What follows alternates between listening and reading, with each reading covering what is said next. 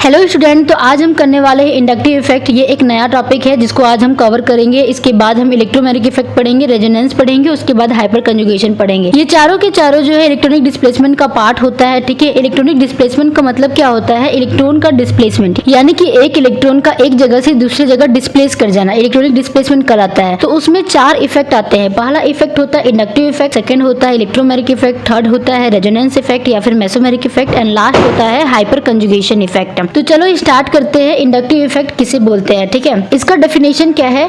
The polarity produced within the substrate molecule due to slight displacement of sigma bond towards more electronegative atom is known as inductive effect. इसका मतलब ये हुआ कि substrate molecule में polarity का produce होना। Polarity का मतलब क्या होता है? पार्शियल पॉजिटिव चार्ज प्रोड्यूस होना या फिर पार्शियल नेगेटिव चार्ज प्रोड्यूस होना। तो जिस भी मॉलिक्यूल्स में पोलैरिटी प्रोड्यूस होगी, यानी कि चार्ज प्रेजेंट होंगे, प्लस चार्ज माइनस चार्ज, तो उसे हम बोलते हैं पोलैरिटी प्रोड्यूस होना।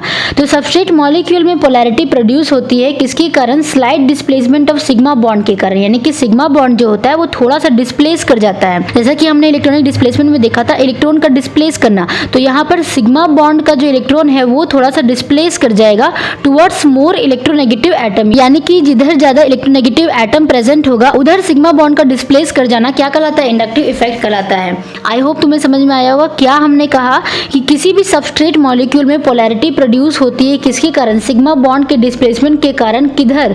इलेक्ट्रोनेगेटिव एटम की तरफ डिस्प्लेस हो जाता है। तो वहां पर जो पोलैरिटी प्रोड्यूस होती है उसे हम इंडक्टिव इफेक्ट कहते हैं। ठीक है, यानी कि एक सबस्ट्रेट मॉलिक्यूल है, सबस्ट्रेट मॉलिक्यूल में जिधर सबसे ज्यादा इलेक्ट्रोनेगेटिव एटम प्रेजेंट होगा उधर सिग्मा बॉन्ड का इलेक्ट्रॉन डिस्प्लेस कर जाता है। एग्जांपल के लिए यहाँ पर HF प्रेजेंट है। H हो गया हाइड्रोजन, F हो गया फ्लोरीन। तो फ्लोरीन जो होता है हाइड्रोजन से ज्यादा इलेक्ट्रोनेगेटिव होता है। इसी कारण क्या हुआ कि इन दोनों का जो इलेक्ट्रॉन यहाँ पर और एक यहाँ पर प्रेजेंट था, तो ये हो गया सिग्मा बॉन्ड। तो सिग्मा बॉन्ड का जो इलेक्ट्रॉन प्रेजेंट होता है वो फ्लोरीन की तरफ ज्यादा उनका झुकाव है, यानी कि वो जो इलेक्ट्रॉन है वो किधर डिस्प्लेस कर गया? फ्लोरीन की तरफ डिस्प्लेस कर गया। यहाँ पर जो इफेक्ट देखने को मिल रहा है हमें उसे बोलते हैं इंडक्टिव इफेक्ट। ठीक है, देखो यहाँ पर इस तरह से हम इसको दिखाते हैं जब हम डाइपोल मोमेंट पढ़ते हैं। इसका मतलब ये हुआ कि इलेक्ट्रॉन जो है इधर से इधर चला जा रहा है, यानी कि इलेक्ट्रोनेगेटिव एटम इधर प्रेजेंट है, इसीलिए यहाँ पर हेड हो गया और ये हो गया टेल। आपने इसको डाइपोल मोमेंट में पढ़ा होगा।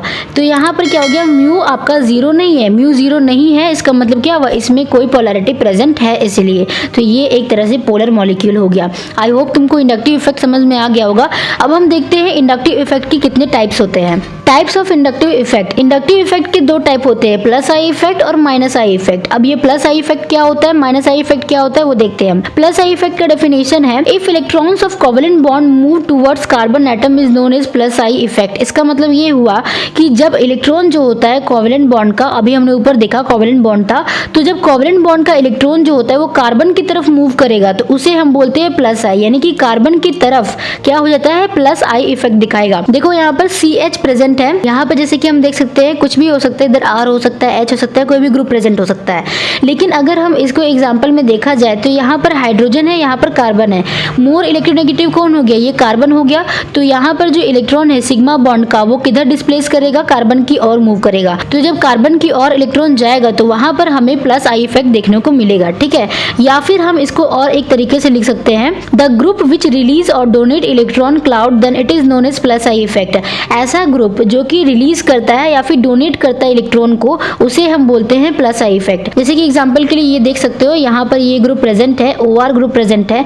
तो यहाँ पर ऑक्सीजन हो गया, इसके पास क्या होता है? इलेक्ट्रॉन प्रेजेंट है। तो इलेक्ट्रॉन जो है किधर जाएगा? कार्बन की ओर मूव करेगा। ठीक है, यानी कि ये ऑक्सीजन क्या कर रहा है? डोनेट कर रहा है। तो जब आपको डोनेटिंग ग्रुप प्रेजेंट दिखेगा वहां पर, तो वहां पर भी प्लस आई इफेक्ट देखने को मिलता है। ठीक है, तो इसी तरह के कौन कौन से ग्रुप प्रेजेंट होते हैं? एल्काइल ग्रुप हो गया, आपका ईथर हो गया, ईस्टर हो गया, HDI। H का मतलब हो गया हाइड्रोजन हो गया, D का मतलब होता है ड्यूटेरियम, उसके बाद I हो गया आयोडीन हो गया। तो ये सब क्या करते हैं? इलेक्ट्रॉन को डोनेट करते हैं, इलेक्ट्रॉन को कार्बन की ओर मूव कराते हैं। तो यहाँ पर हमें प्लस आई इफेक्ट देखने को मिलता है। ठीक है, अब हम बढ़ते हैं माइनस आई इफेक्ट क्या होता है। तो माइनस आई इफेक्ट का डेफिनेशन है, if the electrons move away from the carbon atom then it is known as minus I effect. तो यहाँ पर इसका मतलब हुआ कि जब इलेक्ट्रॉन जो होता है सिग्मा बॉन्ड का वो किधर मूव करता है? कार्बन से दूर भागता है। ठीक है, यहाँ पर कार्बन की ओर जा रहा था तो प्लस आई इफेक्ट कार्बन से दूर जाएगा, यानी कि कार्बन की और नहीं, कार्बन से दूर किसी और एटम के पास जाएगा तो वहां पर हमें माइनस आई इफेक्ट देखने को मिलता है। माइनस आई इफेक्ट को हम और एक तरीके से लिख सकते हैं, इफ एन एटम और group withdraw electrons towards itself then it is said to be minus I effect. इसका मतलब ये हुआ कि ऐसे एटम से ऐसे ग्रुप का प्रेजेंट होना जो कि क्या करता है, इलेक्ट्रॉन को अपनी ओर खींचता है, ठीक है, विदड्रॉ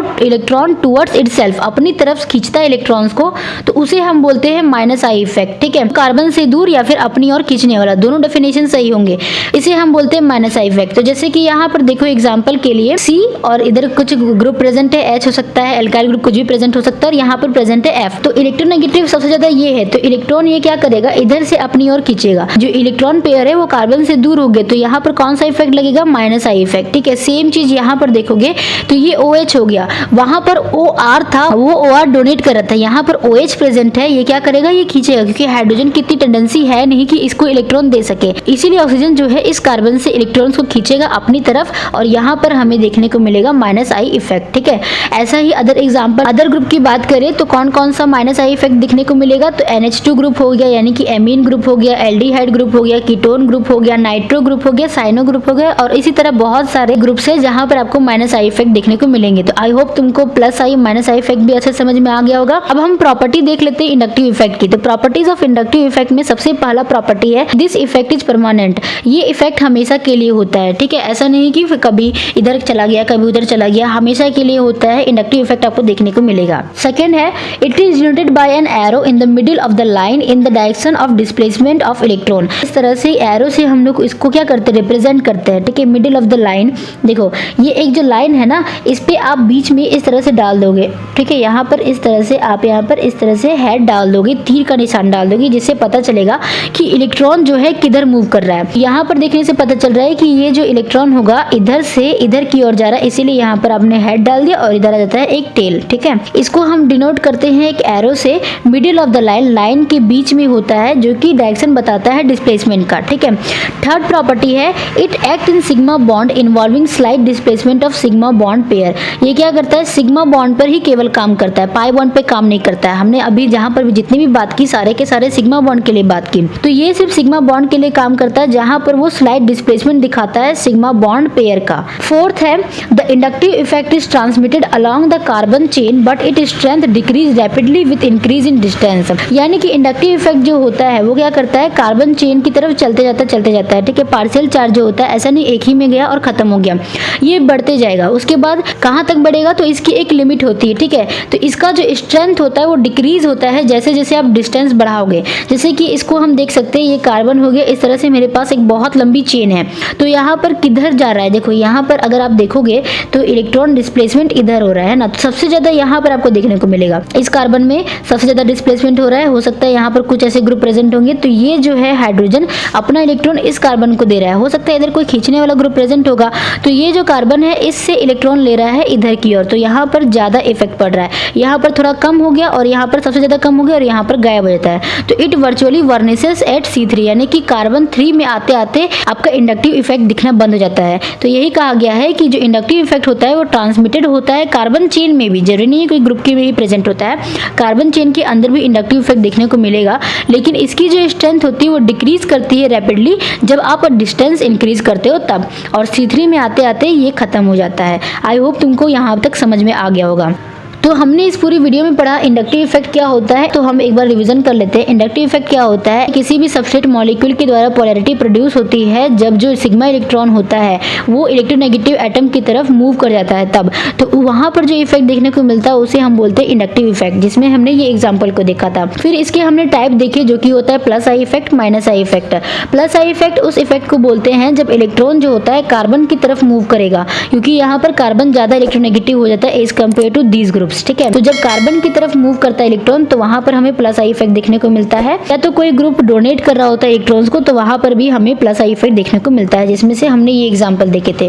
फिर हमने देखा minus I effect. Minus I effect में हम क्या देखते हैं कि जो इलेक्ट्रॉन होता है वो कार्बन से दूर भागता है, ठीक है, अवे फ्रॉम द कार्बन, और या तो ऐसा ग्रुप जो कि इलेक्ट्रॉन्स को विड्रॉ करता है अपनी तरफ, तो उसे हम बोलते हैं माइनस आई इफेक्ट, जैसे कि यहाँ पर कुछ एग्जाम्पल दिए हुए। फिर हमने देखा प्रॉपर्टी कि ये परमानेंट होता है, ये प्रॉपर्टी परमानेंट होती है, यहाँ यहाँ पर हमने देखा कि इसे हम एरो से डिनोट करते हैं। उसके बाद यहाँ पर ये जो इफेक्ट है इंडक्टिव इफेक्ट सिर्फ सिग्मा बॉन्ड पे काम करता है, पाई बॉन्ड पे काम नहीं करता है। और यहाँ पर क्या होता है कि इनकी जो स्ट्रेंथ होती है वो डिस्टेंस इंक्रीज होने के साथ डिक्रीज करती जाती है और C3 में जाते जाते यहाँ पर ये गायब हो जाता है ये इफेक्ट।